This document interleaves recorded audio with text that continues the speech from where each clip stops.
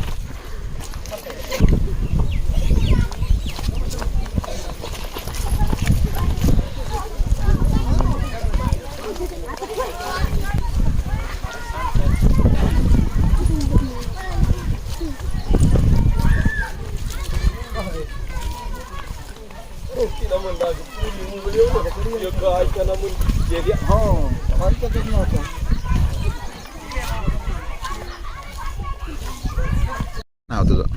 कटकर सानिका. मी 6वीच्या वर्गात शिकते. आम्ही शाळेतून जाताना आम्हाला 2 किलोमीटर लांब लागते.